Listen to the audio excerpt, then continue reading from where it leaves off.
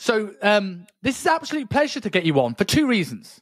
One, because I've been following your content, like I said, off air since the T-Nation days back at the start of my career, right? And I feel like I've been in this industry for an eternity, which shows the experience you have.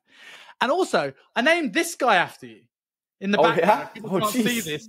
You got Bourne Gentilcore in the back of the shots. So for people who don't know who you are and why you were enough of authority, at least in my mind, to name my skeleton after you, tell us about Tony.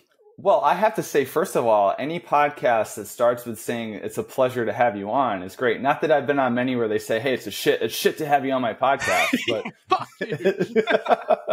But man, Simon, where do I begin with my career? So I've been in this industry for a while. So I believe if I recall, my first year in the industry was 2002.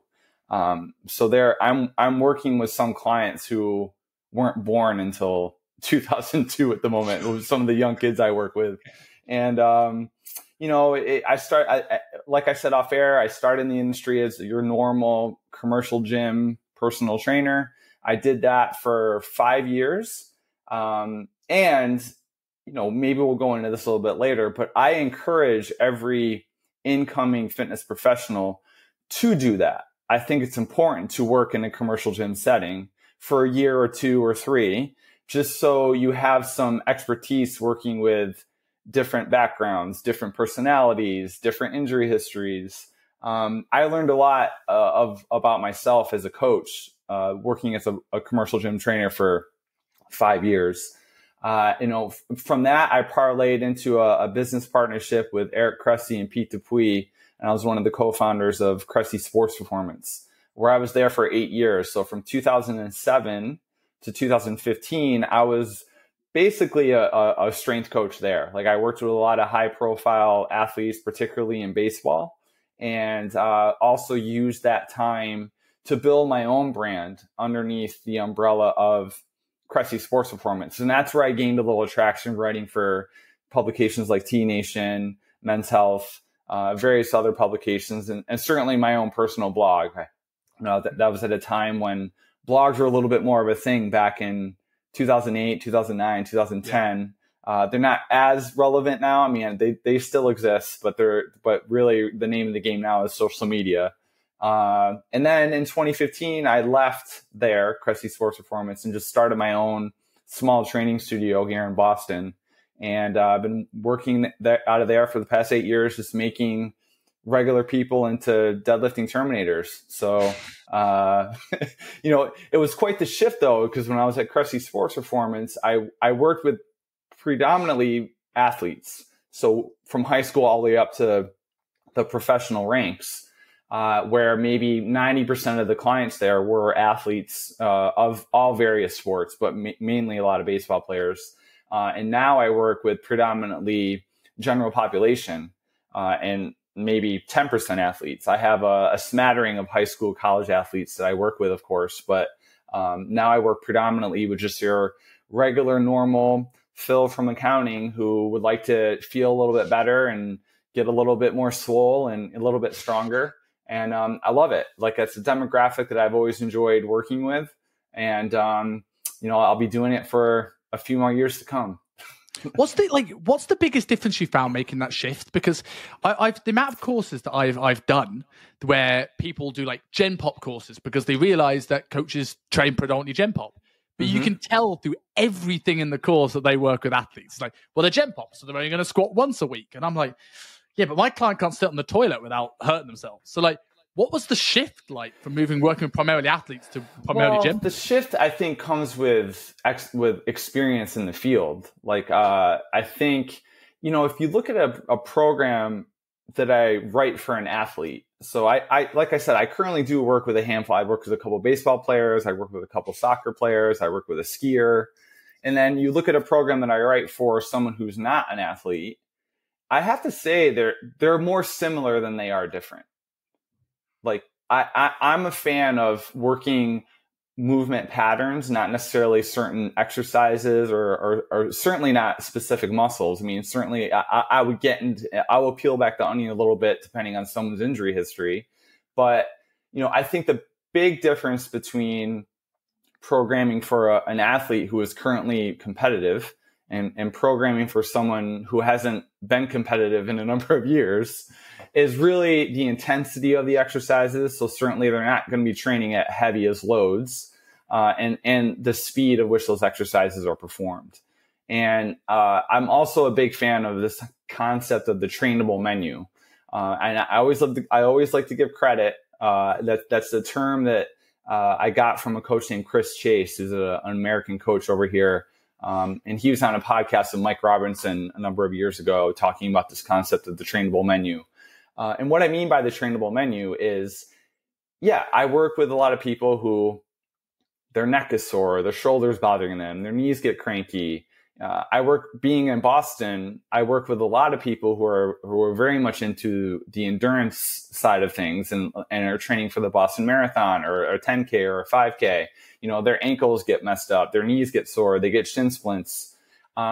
My job as their trainer and their coach is to do less focusing on what they can't do and dysfunction and they're broken, and more on what they can do. Let's focus on what you can do in this training session or what you can do in this training block. If you are injured, whether it's a lower back injury, your shoulder, whatever, there's still plenty of things we can do, and let's focus on that. And with a competitive athlete, the same principle comes into play, but sometimes you might have to expedite that process because they have to be ready for the season in a number of weeks or a number of months, or maybe they have a big event coming up that they have to prepare for. So I think I answered your question there. Sometimes I get a little long-winded, but I will say what these formats are for. I love it. But in the grand scheme of things, the big message I like to say is they're more similar than they are different. Yes. I think Mike Boyle's talked about this too, writing a program for a baseball player as opposed to writing a program for a football player. Same thing. I mean, if you look at them side by side, there's a lot of similarities. They're both squatting, they're both doing some pressing, they're both throwing stuff, they're both pushing stuff. But you do have to factor in the individual. Some people don't respond well to back squatting because maybe they lack shoulder mobility, and getting in that position, the bar on their back hurts their shoulder. So if that's the case, okay, well, let's do front squats. Let's use a safety squat bar. Let's use a cambered bar. You can still squat. It's just, It might not be your traditional vanilla back squat. So, and same thing with the deadlift. A lot of my athletes and my clients, their home base for a deadlift is a trap bar, just because I find it's a more user-friendly variation. It's usually a more back-friendly variation. This isn't to say that I don't use the straight bar. I mean, I use it myself. I have many clients who do the straight bar, some of which who do compete in powerlifting competitions. But at the end of the day, you're training the individual, and you have to manage load. You have to manage the exercise variation based on their anatomy, their ability level, their injury history, and certainly their goals. So as long as you keep those things in mind, you're doing a good job as a coach. That's one of the things I often try and teach the coach that come on to SMU when it comes to program design, is that if you understand what the stimulus requires, that you can build most of the skeleton programs. I think people overcomplicate this. It's as you said, the program, the fundamentals of the program stay the same. Mm-hmm. And then you can kind of get creative with right, who have I got in front of you? What are the small little things that I need to tweak and change along the way? But I know so many coaches that get sort of complicated, overwhelmed with this. And especially when a lot of people are teaching are athlete-based coaches. So when coaches are building programs for more Gen Pop people, were you looking at trying to make them feel better, move better, get stronger? What's your filtering process? How do you start to look at the individual and go, right, what is the root cause of this issue? And what's the variation that works for them? I find the answer to that question is doing more listening than talking. So if I'm doing an intake with a new client, they're going to reveal a lot of what their past experiences are with a personal trainer, maybe why they haven't used a personal trainer in the past.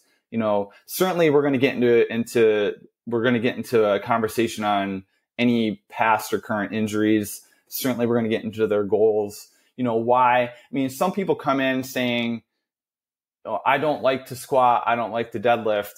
which is fine. Like I'm not going to push against that. But what I will do is kind of peel the onion a little bit and ask why. Okay, well, give me more. Like why is it an exercise you don't like? And sometimes they'll say, well, I've gotten injured several times, or I had a trainer who really kind of just went overboard with that, and I just got a bad taste in my mouth. So I find that if the less talking we do and trying to prove how smart we are as coaches, and believe me, this comes with experience. I mean, early in my career, I used a lot of big words. I try to overcomplicate things, try to quote unquote impress the person. So like the way I looked at it is like, well, the smarter I sound, then obviously they're gonna purchase the big package from me and they're gonna want to train with me. And what I found was the more that I pointed out what was wrong with them, like, hey, you lack a little internal rotation in your left shoulder. You have a really hard time flexing forward with your spine. We got to correct that.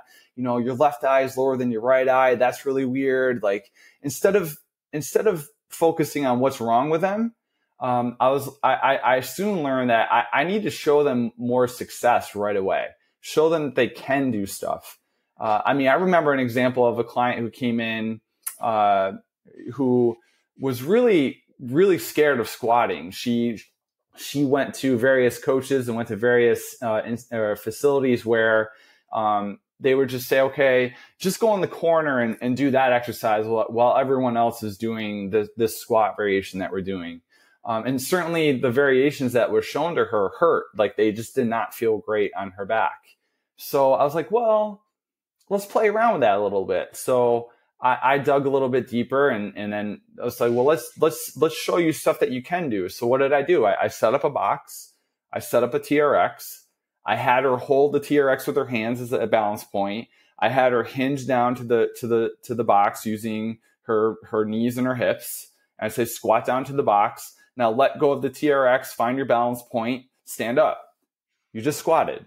Like that is a squat. It doesn't have to be a barbell on your back. At some point, maybe that's the thing, but let's demonstrate success to our clients. The sooner you do that, the better. And I think that's not even I don't even think it's even just a client thing. For me, and my story with training over the last few years is like anything, when you open your eyes to new concepts, you go too far down a wormhole to come back and find a middle ground. Yeah. And I know you agree with this, because I know what I like about your content is all about 100%. Nuance and what the middle ground is. But for me, I went into the big exercise mechanics RTS bandwagon, and there's nothing wrong with that ethos. But people that taught it me were a few rungs lower down than the people that taught it them. So they were like, well, your femurs are too long, your tib fibs are too short. You're not a good squatter. And if my goal was just I didn't want kids or a business or anything else in life, or to get married, I just wanted big quads, that's probably a good piece of advice.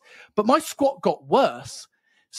And I've now started squatting again, and I'm probably back almost as strong as I've ever been on the movement. And it wasn't that I struggled to get under the bar or I lacked back as thoracic extension. I just never spent any time exposing myself to that stress. Sure. So for people that maybe gone down that wormhole, where is that line between active range of motion, I can't get there, let's use a safety bar, and, well, you can't get there because you're not used to being there? Like, how much is the push? Well, there's a lot of that. Like I find this kind of goes into, you just said it, active range of motion versus passive range of motion. So I find a lot of times when I'm assessing people's movement and their initial intake, a lot of people come to me thinking that they're tight and that they have to stretch. And the reason why they can't do a good squat or a good deadlift or whatever is because they lack mobility. I'm using quotations here. I don't know if people are going to see this interview, but I'm using it'll be on YouTube, but yeah, maybe not. Yeah, there was huge quotations there. So there's a lot of times where people think, oh, well, I lack range of motion or I lack mobility, so I have to do a lot. I have to do a plethora of mobility drills and this and that in order to get better at getting more hip range of motion or whatever. Where I find that most people, the fact is they lack stability, they lack strength, they lack motor control to get into those positions. So it's not so much they have to do more mobility exercises or more stretches. It's like, no, we just got to get you in. We have to remind the brain that they do have access to these ranges of motions under this premise of like a load that you can handle, a range of motion that you can handle. Then over time, that's going to get better. I mean, I've had people when, for example, you assess somebody's squat and like you lay them on their back, and then you put them through a hip scour, and you show them that, oh, you have access to this hip flexion, great. You have access to this hip internal rotation, great. You have access to this hip external rotation, great. And then when they stand up and do a squat, it's like a nightmare. It's like, oh my God, I can't get any lower. Well, I just proved to you that you do have access to this range of motion when I'm putting you through this range of motion, which is passive range of motion. I'm doing the work. There's a discrepancy though, that when they go from passive to active, where they're doing the work, that's where the discrepancy falls. So yeah, to your how much point, of that is a strength and how much of that's a skill component though? I think it's a little bit of both. I mean, it's probably like maybe, who knows if it's 50-50 but certainly if someone isn't used to doing a particular movement, they're probably going to stink at that movement. So they just need access to it more, or need to practice it a little bit more. I mean, my 6-year-old just started riding his bike. I mean, he could not ride his bike up until a couple weeks ago because he never rode a bike. But within 30 minutes of practicing, like, getting his balance on the bike and giving him a little push and a little nudge to get momentum going, in 30 minutes, he was doing laps around the park. He just needed practice. So do you think, do you think there's an element of like, because I still like I don't want to say the FMS, because FMS is overhead squat, but I still like doing a body weight squat assessment, because 100%. While a table test can maybe give you very specifics on range of motion if you're good at testing them, I tend to find you lack one thing. Is someone coachable? So if I tell someone, have you ever squat before? And they go, yes. And I go, be my guest. And it's all over the place. And I go, try this. And boom, it's perfect. I know that even if it's not ready yet, I know they can progress to something much quicker because they can take stuff in. And I think those things are things that people have often forgotten. So would you say, based off exposure, your way of starting is like, right, how do I get people into some way of doing the movement patterns I'm looking for? Whether that is creating a counterbalance, adding stability, like stabilizers on your son's bike, getting them into the pattern, creating exposure, seeing what improves, and then if something doesn't improve, then do a table test to go, right, why is that bit not helped? So I think you hit the nail again. Like I do, that's exactly what I do is I say, show me your squat. I won't coach them up. I'll say, show me a body weight squat. I might say, put your hands out in front just as a counterbalance, but I'm not telling that individual where to put their feet or what to do with their hips. I'm just saying, show me a squat. And if they show me right out of the gate that it's pretty passable, I'm like, okay, well, let's go load it. Let's go see what happens. And if it's a little bit wonky to begin with, I'll still probably add a little bit of load. Like to your point, a counterbalance, have them hold a light kettlebell, have them hold a plate. Load is a very underrated form of correcting shit.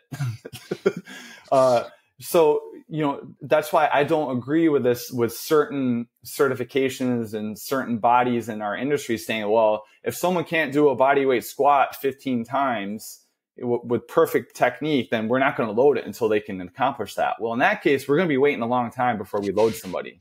I can tell you right now that 99, well, I'll say 9 times out of 10. I won't say 99 out of 100. 9 times out of 10, if I see somebody struggling with a body weight squat, the second I hand them a plate or a kettlebell to hold on their front, which changes their balance point and changes the process of squatting, just adding a little bit of load to turn their abs on and to give them more stability, it almost corrects itself right out of the gate.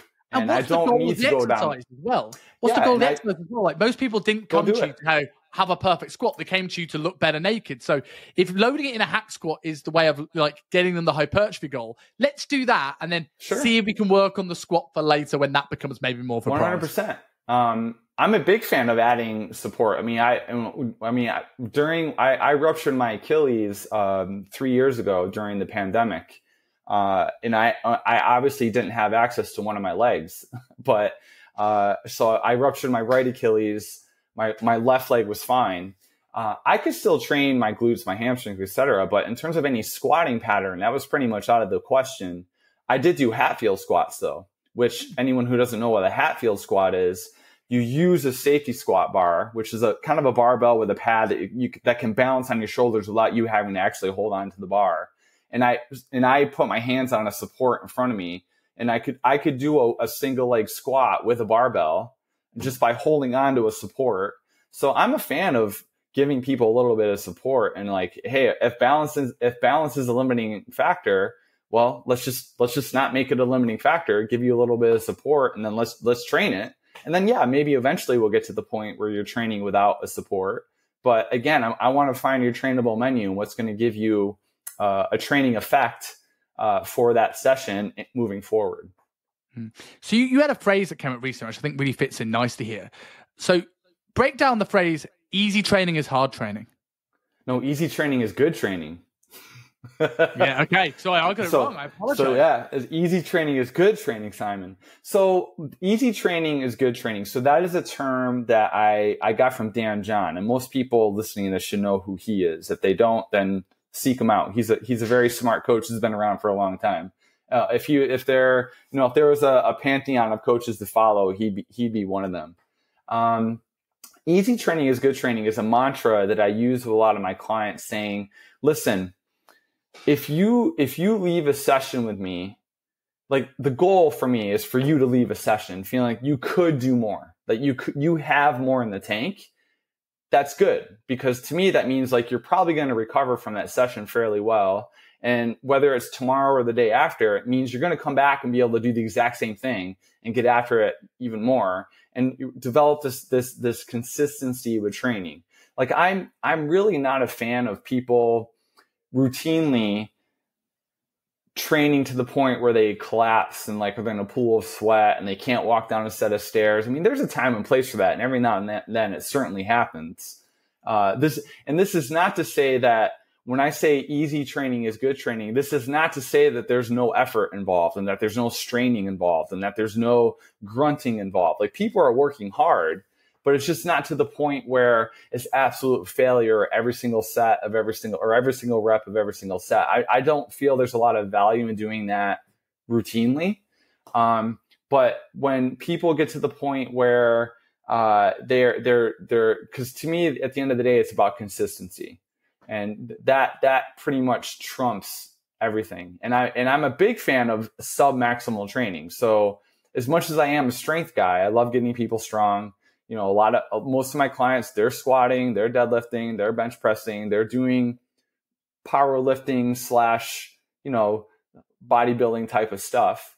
I'm very rarely training at like 95, 90 to 100% one rep max. A lot of their training, if I were to do the percentages, are going to be in the 65 to 85% of their one rep max range. And we're doing repetitions there. So I feel like if I can make someone's 3 rep max their 5 rep max, I think I said that the right way. So if they can do a certain amount of weight for 3 reps, and I get them stronger to the point where now they can do it for 5 reps, then I think by proximity, their 1 rep max is probably going to go up anyway without having to test their 1 rep max all the time. So another way of putting that is we got to stop training for strength and start building strength. And the best way to do that for most people is just using sub-maximal training and then developing a really large base of volume to get to this higher peak of strength. So you don't have to train super intense high max loads all the time. I mean, you sprinkle them in every now and then, particularly once someone gets past a good year or 2 of training. But until then, like I always tell my clients, listen, if you leave a session feeling like you have more in the tank, that's cool with me. I know you just worked hard. I know we did a lot. We got your reps in. That's what I'm more concerned about. But that tells me you're probably going to come back your next session and work just as hard again. And then that's just going to accumulate over time and good things are going to happen. I fall somewhere in the middle of this debate in terms of hard training versus sort of like easy training, sub-max training. Because while a lot of the industry went down, especially for the hypertrophy route, down the reps in reserve route, and you could leave 1 or 2 reps in reserve. And I went, well, that's great in theory. But when you work with the Genpop clients, like I've done for most of my career, you realize what they think is 1 to 2 reps in reserve is 21 reps in reserve. Yeah. And you're not even getting a hypertrophy stimulus. Yeah. But on the flip side of that, like if people, like you say, can't sit on the toilet without pain, they're not going to want to come back and do it again. And if you're trying to train complex things like squats, deadlifts, overhead presses, chin-ups, these movements you kind of, before they're ingrained and second nature, you don't want to sort of do bad, shoddy reps when it starts to break down, because you're now just ingraining a bad motor pattern. Mm-hmm. So the way I've always looked at it is like, well, if the skill requires a high level of complexity, it's somewhat sub-max. And if they've got a hypertrophy goal, they want to get bigger, stick them on something stable, teach them where failure is first, and then pull back to go, right, now you know where failure is, let's leave 2. I love it. Like you have to test them from time to time for sure. Like because I found that same thing where it's like, okay, I'll say, okay, I want something 2 reps left in the tank, and then at 30 pounds, for example, let's say they're doing like a dumbbell press, and then they do okay, that was it. I'll say, then I look at it, and then I'll say, now I want you to do as many as you can, and then they go and they bang out 20 when I was looking for 8. And so sometimes you do have to kind of test them and prove and show them what actual failure feels like.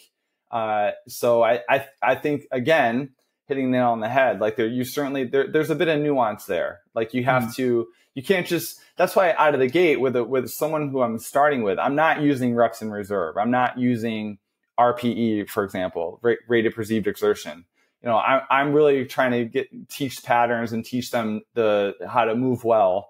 And again, showing them, what progressive overload is. Like we're just trying to do a little bit more work each session and make improvements there. And then eventually, we're gonna start testing the waters and giving them an idea of like what actual straining and failure feels like. And then hone the reins a little bit, and train and learn and teach them to train just under that so they can recover well. What do coaches get wrong about remedial work? What do you mean by remedial work? So let's say somebody has some form of movement dysfunction, whether that is getting out of pain or a very, very clear weakness. When it comes to programming it, where do you think people go wrong? Well, I think the industry runs on a very good pendulum. Like it's always swinging back and forth. And I'm very much the middle of the ground type of guy. Like I think where most trainers get wrong in that context is getting too corrective, where now we're doing breathing drills for 30 minutes and then we're doing foam rolling for this many minutes, and then they're not really lifting anything. Like as meatheady as this sounds, and this might be an eye roll moment for some people listening, like there's Tony, his strength coach, talking about strength coach things.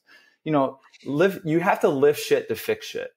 So that's a quote that I heard from a friend of mine, Sarah Duvall, who works with postpartum women. So even when I'm working with postpartum, or I'm currently training 3 women who are about 3 to 4 weeks away from giving birth, and they're still deadlifting, doing single leg work, doing rows. I mean, of course things have been modified, but I think we got to take off the baby gloves sometimes, and pun intended. And, we have to load people. And particularly if somebody is injured, we have to have a conversation on pain thresholds, which is subjective. So, I use a green light, red light system with my clients. And I say, okay, listen, on a scale of 1 to 10, 10 being the worst pain imaginable, like you just got like Jaws just ripped your left leg off. That's a 10. And 1 being, no big deal. I don't want any exercise while you're doing it, after you're doing it, the day after your session, to be above a 3 or a 4. So if it's at a 3 or a 4, we can work with that. We have a green light. We can still make progress. Once it gets above that number, then we have to have a conversation about modifying the exercise, modifying the range of motion, changing your grip or stance or whatever. And then so we get that number below a 4. But I think the biggest mistake a lot of trainers make is getting too corrective-y and getting too smart with their training, to the point, like, with like PRI. Like I'm a PRI advocate. I like PRI. I was indoctrinated in it pretty like early, like around 2007, 2008. I think positional breathing drills are important and have a place. I think it's, in terms of like lifting heavy shit, you got to be in a good position to stabilize and exhibit your true strength. But nobody wants to sit there for 10, 15, 20 minutes doing breathing drills when they're paying you for an hour of your time. We need to get them a training effect. So that's the biggest mistake, I think. I think you would agree with that. I 100% agree with that. And I'm a big PRI guy as well, and I like the breathing work, but it's not, I don't have issues with like, okay, right, let's see the impact of ribcage mechanics and how you can breathe and how the diaphragm works and things like this. That's irrefutable. It can affect things in the shoulder, things in the hip. But I always look at breathing drills as like, it's trying to piss in the ocean and trying to make it yellow. You do thousands of breaths a day. And you feel, I'm going to do 20 diaphragmatic breaths in the session, and it's not going to touch the sides of the bad breaths you do. So what is in my control? Because you ain't going to do your homework with breathing drills. Mm-hmm. So I could get you doing that in the session, but most clients don't come to you. If you've got a client that comes to you because they're in pain, maybe you can go more down the training wheels route. Most of your clients came to get jacked, and the first thing you do going, well, can't get big shoulders until you've got perfect rib cage mechanics, and you get them on the floor doing 90-90s. And I'm Good like, luck with that. Yeah. And it's like, well, where can I hide this in a session that gets them to their goal faster? Right? If I wanted to look at posterior expansion, I could look at a breathing drill on the floor, or I could do an inverted row or a T-bar row or a machine chest press and get you to breathe into the pad. If I want to get someone to open up their pecs, I can go into an incline bicep curl position. And I mentioned that on a podcast recently, and someone like, again, going into this sort of muscles at all costs sort of mentality is like, yes, but the moment arm isn't actually training the length and range when you're doing an incline bicep curl. I'm like, I know that, but I just want to get them in that position. I'll worry about the perfect loading strategy for the bicep later. All I know is I'm getting them jacked arms whilst getting them into a better position and hiding it and smuggling it into the session at the same time. Hiding it is key. Like I use, and this might be a term you use too, I use fillers. So instead of giving my clients like a laundry list to do at the beginning of their session, where it's like this 5 to 10 exercise lists that they do to warm up, or to turn stuff on, if you want to call it that way. I'll pepper them and they never do right. That they never do on their own, and then certainly, I get bored watching them do it, let alone having them actually do it. So I'll pepper them into. So this is not to say I don't want my clients to warm up. Like I want them to do some form of like warming up the joints and getting some blood flow. Like, so I've really expedited my warm ups. Like, I mean, honestly, to me, a great warm up for most people, assuming they've been coached up well, is a couple sets of goblet squats and a couple sets of swings, and then let's go train. Or I have a lot of my Gen Pop clients do some simple jumping drills. Like I think training, if we want to talk about training athleticism, this isn't to say that I need my Gen Pop clients to go out there and do 10-yard starts as part of their training session. That would not bode well for most of them. But I can have them do some like pogo jumps or some simple hide-ins, jumping on one leg, jumping onto the other, throwing a med ball around into a wall. They love doing that shit. To me, that's going to get their body temperature up. That's going to get them their joints warmed up, and then we go train. And then if I feel like if there's somebody who lacks thoracic extension, or there's somebody who lacks hip range of motion, or then maybe they need to work on their posterior expansion, or whatever, I can do these little filler exercises in between pairings of exercises. So I might have a front squat paired with some kind of row as part of their A circuit. And then while they're resting and we're talking about whatever shows we're watching, like they can do a quote unquote corrective while we're resting to wait to do our next set. So then they're doing the shit that I want them to do that I know they're not going to do on their own, but it's part of the workout rather than this corrective stuff that they're not going to do ever on their own as homework. Yes, I'm a huge believer in this. It's like, well, how can I get into a muscle that I want to train whilst also training the muscles they want to train? How can it, rather than having GPP and SPP, how can I have GSPP? Another great example I quite like is like a prone trap 3 or a Y raise, because it's like, well, technically it's a delt exercise because the actual resistance fighter is the delt. Okay, cool. People want big jack delts, but what's stabilizing that? The lower trap. For people that can't get into lower trap because their overhead range represents closer to a hitless salute than actual overhead range, this is a great way of making that easier for them, right? Well, then they're going to get better upward rotation of the scapula. They're going to get better over flexion of the shoulder. So you're sneaking in stuff that feels like training, but it is kind of setting them up for success down the road to get into a range of motion they can't get into right now. So yeah, 100%. Well, let's go through a few of these. Add a list of a few things that are quite common with people and go, where would you start, or what are some of the misconceptions you see, like mistakes you go wrong? And I want to start with thoracic mobility. One, because you did a great post on it. And two, because this is something that I messed up for years trying to fix thoracic mobility until I actually started getting on Bony Gentilcore's friends and other skeletons and start to realize, hold on, I'm making a huge mistake. So what is your thoughts on the traditional thoracic extension drills, and where would you look for this? So to me, it's about rib cage position and scapular position. In terms of like, first of all, when we talk about anything thoracic spine, it's important to get we want the shoulder blade and rib cage to play well together. So we want to make, and that is going to be, maybe we can have a little conversation on positional breathing drills there. But to me, when we talk about vanilla thoracic extension drills, people will lay on a foam roller and they'll just sit there and crank and crank and crank back. But really, if you watch most people do a thoracic extension drill on the foam roller, they're not really getting any motion from the thoracic spine, and it's all coming from their lower back. I think this might be what you're referring to.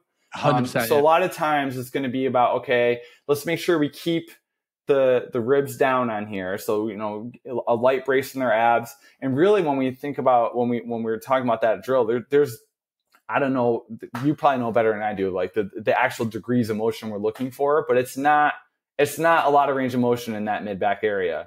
So there is going to be a lot less range of motion than they think. And really it's about coaching them up quite a lot with that particular drills. Because again, most people are just moving through the wrong area. Like they think they're getting a lot of thoracic extension on one of that drill on the foam roller, but they're really not, because they're moving through their lower back and not their mid back. I actually think, and this is a theory I had that certainly alleviates a lot of my discomfort and my positional issues, that, I don't know, maybe you agree with me, maybe you don't. But looking at exactly that we don't have much mobility in the thoracic region. Like the actual vertebrae to vertebrae are really, really close compared to the lumbar, which is really built for extension.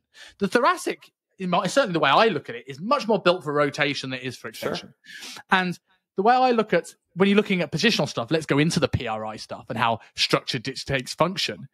A lot of people that complain about thoracic extension issues will probably have an anterior tilted pelvis, and because of that, a flared rib cage, right? To try and keep balance over the center of mass.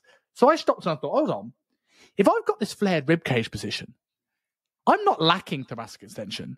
I'm already in thoracic extension. You're in it, yeah. And the reason why I feel stiff is because I've found my end range and I'm stuck. In anything, if I can create more flexion and bring my rib cage down, maybe through some breathing drills, maybe through some posterior expansion, and then work on rotation, and lo and behold, I move much better. And I'm not saying thoracic extension is useless. I'm sure people maybe are stuck in this exhalation pattern that need it, but I think it's less than you would expect. Yeah, and that goes into this idea of the canister versus scissor position.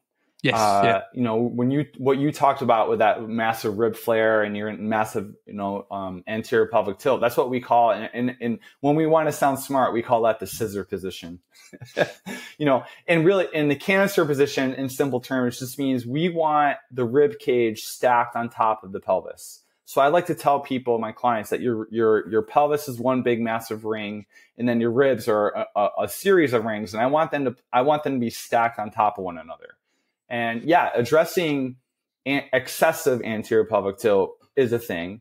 Like, this isn't to say that anterior pelvic tilt is bad or that it needs correcting, because we are all in anterior pelvic tilt. Like, any athlete who's ever been good at doing anything athletic is in anterior pelvic tilt. Like, you need it.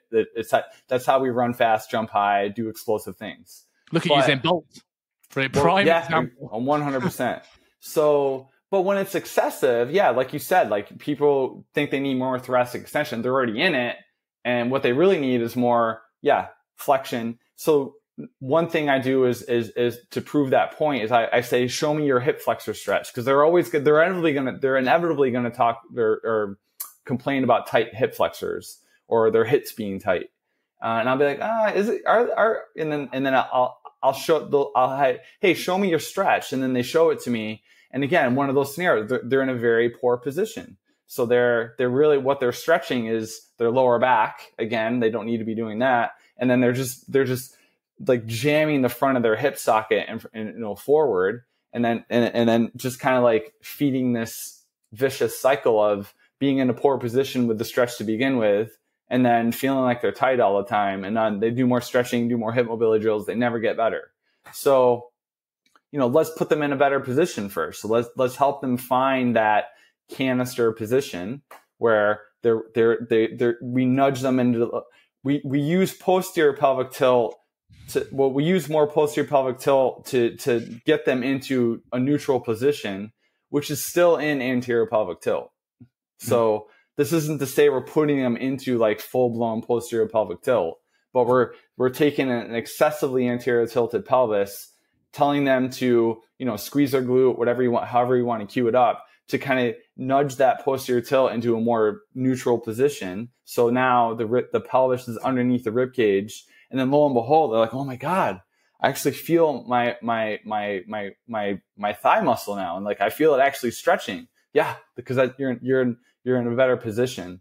So yeah, getting people in the proper positions is going to come into play. And once you do that, once they feel what that proper position feels like, then yeah, lo and behold, they find that they have access to more rotation, more extension, etc. So in a roundabout way, that's the answer, is getting people into that better position, but also just making sure you're meticulous with coaching up the most mundane looking exercises. Like there's so many exercises that we take for granted that are just, I don't have to have my eyes on them, they know how to do that. No, you have to make sure that they're doing it correctly to get the actual benefit of the exercise. So, yes. When we're doing something like a thoracic extension off a foam roller, well, again, are they moving through the area we actually want them to move through, or are they compensating because they're in a bad position? So, I hammer that point a lot when I'm speaking to other trainers about position. And this isn't to say that, we're going to be on them forever on this, but in the beginning stages of working with the client, if they can't own this canister position, just doing a simple hip flexor stretch or doing a dead bug or doing a bird dog, which are lovely exercises, I'm a big fan of those exercises, they're not going to have a prayer when we load them with a barbell on their back or we have them lift something heavy off the ground in the form of a deadlift. They're probably going to get the job done. Like the body's very great at compensating, but something is probably going to break down the road eventually, where, okay, their back hurts, their hip hurts, whatever. So we really have to be meticulous in the very beginning stages about that canister position, pelvic position, and then loading it and making sure they stay in that position. There's so much I love about that answer. I love that you said I feel my thigh muscle and stretching my thigh muscle rather than hip flex, and I'm going to double back to that in a second. But I think again, I like trying to think of this as a principles first rather than strategies first. Sure. And I think this is where I'm very hesitant sometimes of trying to, if you teach down the PRI route, because while there are some amazing, Bill Hartman, for example, who could masterfully teach the most intricate of drill, you end up almost encouraging people to go down that two physio route going, this plank strategy is the way to create this canister.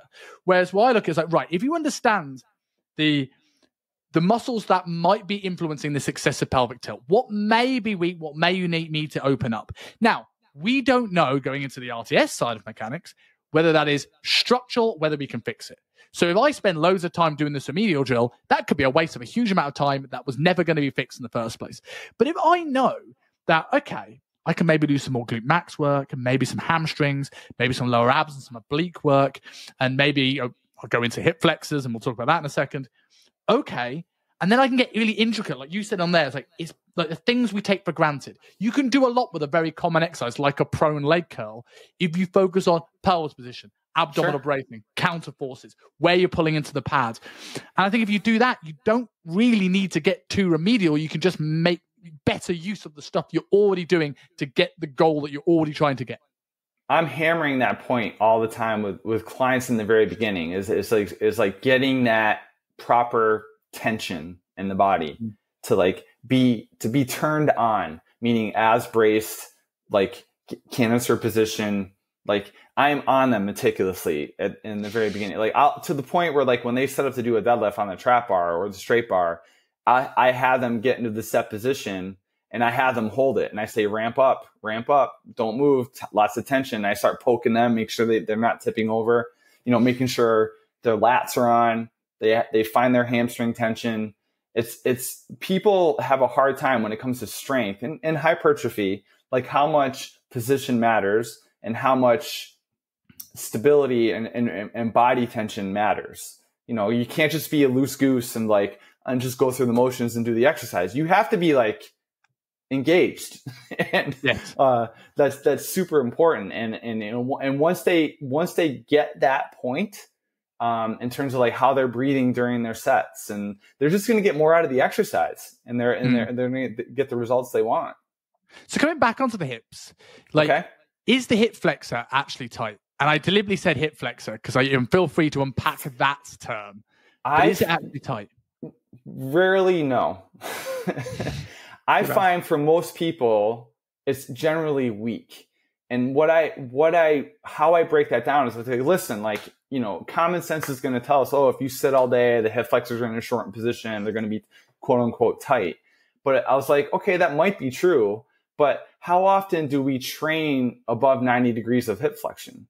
I mean, no one ever trains their hip flexors directly, and I find a lot of times most people's the problem with their hips feeling tight all the time isn't because they need to stretch them more. It's they need to get them stronger, and they work a little bit more stability. So I'm a big, big, big fan of direct hip flexor work where, the simplest exercise I can explain over an interview is if I have somebody lie on their back, they're lying flat on their back, they put a band around their toe and they pull their knee towards their chest. So they're above 90 degrees of hip flexion. Like that's training their hip flexor above 90 degrees of hip flexion. And it's a very humbling exercise. And what made me think about it is when I hired my current coach back in 2021, the first program that she wrote for me, and I'm a fairly strong guy. I deadlift over 600 pounds. I know how to lift weights. And she put in hip flexor pulls on a cable or a band. What the fuck is this? How is this going to help me do anything? And it was 10 pounds was hard, hard. But when you think about it too, how is that going to help my squat? Well, I'm pulling my knee towards my chest, and if I inverted that angle, I'm in a deep. If I were to stand up in that same position, I'd be in a deep squat pattern. So I'm training my hip flexors in above 90 degrees, and it helped my squat. I found a lot of things were inevitably feeling better. So I would push against most trainers or coaches who feel like they're all their clients have these chronically tight hip flexors. If that were the case, then all these stretches and mobility drills will solve the issue, and they never do. I think, training or targeting our hip flexors more and strengthening them is going to be the key. And then, you can start with simple hip flexor hovers. There's ways to train them without weight, of course, but I think it's important to train them both sitting and standing, working through a full range of motion using bands and sliders. And, I've posted about them before. I think another good person to look into, Megan Calloway. She's a Canadian strength coach. She has a myriad of drills that focus on hip flexors. But I think that's the missing key for a lot of people is training strengthening their hip flexors, not necessarily stretching them more. I absolutely agree with that. And it's a very humbling exercise. As much as I loved your point earlier about showing people what they can do rather than can't do. And I used my example for that and what lost a lot of training for me. But when you realize, oh my days, my psoas is so amazingly weak, it's humbling to go, what's the potential that I have? And I think that's great, because I don't think the term hip flexors being tight is inevitably wrong, but I think it's when someone just says an overall, my hip flexors are tight, as a coach, I go, okay, I think you need to learn a little bit of anatomy, not because of you saying you're wrong, but if I said which hip flexor, Could you answer me? And because if we look at the psoas, right, which goes great counts onto the lumbar spine, it's a lumbar stabilizer. And if we have that excessive anterior tilt that we spoke about before, we are now lengthening that hip flexor. So we're now putting that at length, which makes it harder to stabilize the spine, has a fascial attachment to the diaphragm. So let's talk about that ribcage position again. And if we can then encourage that position, strengthen the hip flexor, that can again alleviate some of that over excessive anterior tilt. Yeah. But if we now talk about the rec fem now going from the IIS, I always get that the wrong way around. I think it's IIS, down below. Sounds right to me. that will be tight. So if we can look at those two things and like, well, it doesn't mean a couch stretch is bad, but understand the couch stretch will open up the rec fem, then go into something like a split squat where you can really kind of load that hip flexor, or go into the hip flexor drills that you're talking about if you need to scale it back more. Like, once you start to be able to separate these things and go like, what actually is happening? We can actually start going, okay, let's take away these blanket terms, like my hip flexor tight, or my hamstrings are tight, which is another one that I always rally against. Yep. Yeah, and I think, I mean, hamstrings, that's another, like, rarely does anyone have tight hamstrings. It's not, it's pelvic position. It has nothing to do with your hamstring. Your hamstrings are just like at the mercy of what your pelvis is doing. So have you ever heard the guitar string analogy? Well, probably. I've forgotten a lot in my career. I don't know. I must have got it from somewhere. I'm very aware that I've been in this industry long enough that nothing was my original idea. But if it is, I'll take credit for it. But I always think of a hamstring, like if you imagine like a guitar string, right? If I over lengthen a guitar string, it won't move very much. It'll feel tight. But actually, it's over lengthened. And the last thing I want to do is stretch that guitar string out more, because eventually, twang. Whereas what I want to do is actually create tautness to that guitar string to allow some movement. In the same way as your hamstrings thinking about your pelvis going, I can come back. If we can bring that pelvis down and let the hamstring kind of go, oh, okay, create some tautness, things will start to feel a little bit better. Yep. It's all about position, pelvic position. So going into another one then that's moving away a little bit from the pelvis, maybe, why should people train the tibialis anterior?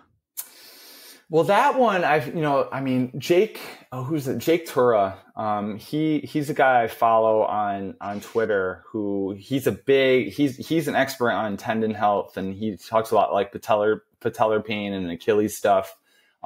He's someone recently I followed because my mindset was like, well, if I train the tib anterior, like I work with a lot of runners, and to me, I'm like, well, they're pounding on the pavement at all times. And they're kind of at risk of shin splints. They need to learn how to decelerate their body weight and add more stability to that patellar tendon. But then someone's like, well, do you really think that doing a bunch of tib pulls or toe pulls is gonna help that tendon? Fair point, but I still think some people, particularly runners, need to train the front of their shin just to help them absorb the force that they're all that repetitive force that they're doing when they're taking, I don't know how many steps it is in a mile or in the kilo. I know you guys don't use miles over there, but there's a lot of stress that goes on that lower leg. So I'm just like, well, if I could just throw in some simple tib pulls, just to get to train the actual front of the shin. People always train the back. They always do calf raises and, so if anything, I'm just trying to counterpoint all that and just try to train, well, let's train the front of the shin too. Just to help with force absorption. I find good things are going to happen. So I'm going to go through one more before I go into my normal closing questions. Okay. And this is one I think is an element of it. Everyone has a different side of this fence, and I really want to hear your nuanced middle take of this, because I certainly have one. When should the scapula be locked down, and when should it be freer than the nipple? It should be locked down when you're lifting heavy shit. So I think, to me, when someone is benching a lot of weight, when they're squatting, when they're deadlifting, like, again, you just have to be locked in and and like you want to be as locked in and as engaged as possible. It's just going to protect you. At all other times, I want the shoulder blade to move around the rib cage. So I've worked with a lot of power lifters in the past where like, oh, my shoulder's killing me, and I watch them bench, or let's not even use the power lifter. Let's use a regular person. They'll come in and be like, oh, my shoulder hurts when I bench, and I watch them bench, and there's no attention whatsoever to bringing the shoulder blades together and down. They're not set at all. They're just kind of loosey goosey with their setup. It isn't that they have to do a ton of shoulder work to fix their shoulder or to make it feel better when they bench. It's like, no, they have to provide a little bit more stability to the shoulder, pinch them together, pull them in their back pocket, and then do a bench. Like, oh my God, that feels better. Okay, great. They're problem solved. We just need to work on pinning, making sure the shoulder blades are in a better position, so you protect your shoulder, and then you can use that as a launching platform to push the weight off your chest. But then when that becomes the only goal, where it's like, I mean, I went through this phase too, where early in my career it's like together and down, together and down, together and down, every row variation, together and down, every benching pushy, together and down. We still, the shoulder blade still needs to be able to move around the rib cage, needs to move up the rib cage. And when you don't allow it to do that, where you just cement it in place, it's going to get pissed off. So to me, if you're lifting heavy things like in the moment, bench press, squat, deadlift, yeah, I don't want those bad boys to move. They should stay in place. But in everyday life, like when you're reaching for something, or when you're going overhead and doing something, like the shoulder blade should be moving along that rib cage. It needs to move around. So that's when they should move. I love that answer, and it's one of those things I completely agree with that statement. And something I learned from Stefan Kazolt from Kilo Strength was that, like, well, if you're going to have an A series, that's, let's say, a bench press or something where they're locked in, then your B series can be something that moves, hence his 90-degree principle. So if I'm doing a bench press, lock my shoulders back and down because it's heavy and I want to be as stable as possible, because to borrow a phrase from the late, great Charles Poliquin, you can't fire a cannon from a canoe. But then I can move into a shoulder press that allows me to move my shoulders, or a landmine 100%. Press. Or I maybe go into my back variation where I do a wider pronator grip pull down or chin up to allow that shoulder to move on those. And if I'm doing something that's more free in my pressing, maybe I can do more locked in neutral grip pulls. And we can just sort of blend these exercises together. So, I've loved about this interview so far is that, you know, sometimes where you kind of get lost in the weeds of what you're studying, it's sometimes good to have a conversation with someone with way more experience than you and go, yeah, Simon, you're on the right path. Because we've agreed. You're on the right path, my friend. Way more than we've disagreed in this. So, okay, I'm doing all right. Well, it's like, you know, I'm not a confrontational person, and I far be it for me to say that I think I know it all, because I don't. But I think the more you're in this industry, the more you learn. You just need to dumb things down and not make it so complicated. Yeah. And I think the better off you're going to be. Like you can go on Instagram and Twitter, et cetera, and people are just arguing about this most inane, dumb things. It's like, really? Like, just keep it simple. Like, you don't have to overthink things. And you know, your good things are probably going to happen. But yeah, I mean, most of us do agree more than we disagree. I mean, yes. I'm sure if we talk longer, and I'm sure there's things I've said that in this interview, you're like, I don't know if I would agree with that about that, but there's always going to be middle ground on any conversation. Love that. So I've got a couple of closing questions. One is something I ask every guest that comes on the show, and another couple are specifically for yourself. Okay. So first off, why is deadlifting your favorite exercise? Well, this selfishly, it's the one exercise I can pretty much brag about.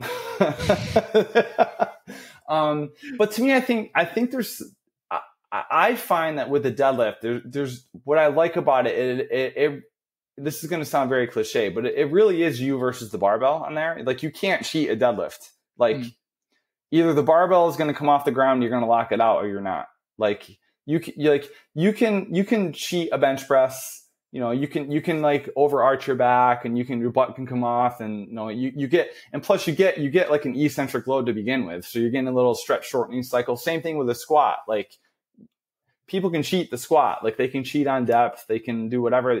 And again, you get a little bit of an eccentric load first, like you're lowering and then coming out of the hole. With a deadlift, it's all concentric. Like, you have to initiate the force, break inertia, and get the bar off the ground. So I kind of like that component. And I do think from, outside of that, I think in everyday life, a lot of the clients I work with, the deadlift is part of everyday life when you're lifting things up off the ground and picking your kids up, and that hinge pattern is very, very important. So I just find from an everyday life standpoint that it carries over tremendously. So now the silly ones. If there was one exercise that you would train to help you beat Jason Bourne in a street fight, what would it be? Oh boy, man, what would that be? I guess something explosive for sure. I mean, maybe some kind of like rotational punching thingamabobber. I don't know. Like, I've never been in a fight in my life, so I don't know, man. What type of exercise is that the appeal? Is it because you've never been in a fight in your life that you've mentioned a few times that you want to beat up Jason Bourne in a fight? I don't. It's just like you really stumped me on that one, Simon. It's just like, I'm just trying to be a good storyteller. Now you're calling me out and like some dickhead from Guildford like taking a hole in your stories. So the one I always ask everybody is name one thing that you've changed your mind on. I've changed my mind on well, the PRI stuff. I mean, I did go through that phase where it's like, okay, we got to do our breathing patterns and like breathe, and yeah, I think it's very important, but certainly not we can't miss the forest for the trees, and we still have, it's still important to load people. I've also changed my mind on this idea of like a 2-to-1 ratio when it comes to pushing and pulling, with shoulder health. Like, I think it's a decent start because most people do more pushing than they do pulling, but there was a time where I was like, okay, well, let's audit someone's program. Let's just make sure they're doing two pulls for every push. And we'll see what shakes free. I would probably push back against that because like we've been doing that for years and people still have fucked up shoulders. And then where I changed my mind was what we were talking about earlier was like the importance of, rib cage connected to shoulder blade and making sure the shoulder blade can move around that rib cage. I think and that's to be able the to key. do that, you have to load pushes, right? If you want to load up with rotation and protraction, then you can't do that without a push. Yeah. And I've even changed my mind on not bench pressing baseball players. Like, I think that's a bit silly. Like I'm under the mindset now that, if I'm training a baseball player, we're saying between the ages of 16 to say 22, they're going to bench press. Like, let's not if they're going to bench press anyway, let's make sure they're doing it in a way where I know they're doing it correctly. But when you talk about forces on the shoulder, like throwing a baseball, it's like 7,700 pounds of force on it. And it's like, there's a lot of force going on in that shoulder.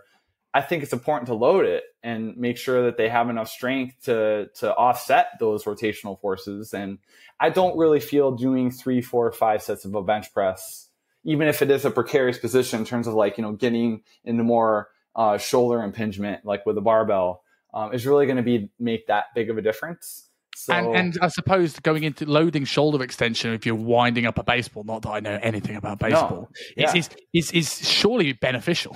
Sure. So I think loading these precarious positions are important. So, so I haven't been at Cressy Sports Performance since 2015. So, I mean, they might be bench pressing their baseball players now, but I've gotten away from this idea that they have to avoid it at all costs. Because I think there's still some value in doing, horizontal pressing with a baseball player, with a straight bar. Because the argument in the past was like, well, if you have them hold a barbell, they're going to be in a pronated position, which means more internal rotation. You're closing off that acromia and blah blah blah. So the answer was like, well, let's just use a neutral grip, and with dumbbells, or you can use like a football bar, where they're pressing in a neutral grip, problem solved, which is fine. But if they don't have access to it and they only have a straight bar, I don't feel doing a couple sets of a bench press is going to be that deleterious to the shoulder joint. I think they're going to be fine, especially if they're doing it correctly, and using loads that are manageable. I love that. So, before we do the sign off, one last silly question, because you said I read for you that you set yourself a big life goal, and I wondered if you made out with J-Lo yet. Man, you went really back. You went really in the archives, didn't you? No, sadly, that did not happen. Yeah. I was about to say there's still time, but you've got a wife that might kill you now. So, well, she might. I don't know. Maybe if the opportunity arose, she'd be okay with it, but doubtful. But so for people who want to know more about you, and obviously you're doing an upcoming course in London, right? Unfortunately, I'm on holiday for it, but there are plenty of people that can listen to this that might go.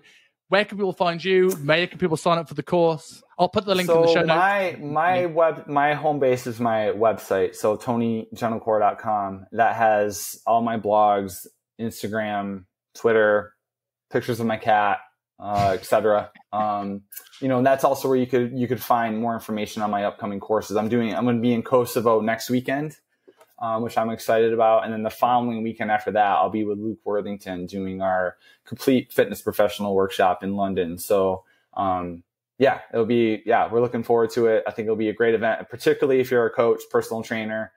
We get more, in this industry, in this era of social media, we're very enamored and we're very wooed by this idea of likes and Instagram, and like this is the key to success in the industry. In terms of like getting high profile clients and writing gigs and money and etc. I think if you're a shit coach, that's not going to matter, and you need to get people results. So, and that comes with being a coach and understanding the psychology of coaching, which we get a little bit into. But also, we break down our assessment processes and not like, getting too far in the weeds with that, like really expediting and simplifying the assessment process and going more into that trainable menu I was talking about earlier. Like what can we do from a programming standpoint, given these common case studies with shoulder impingement or hip impingement or lower back pain, how can we program to get people, pointed in the right direction? So we'll be discussing stuff like that. Awesome. I'm gutted I'm away and missed it, but next time you're back, I understand. I'll be there. I'll be right back. But mate, been an absolute pleasure. Thank you very much. My pleasure. Yeah. Thank you. And I'll chat soon.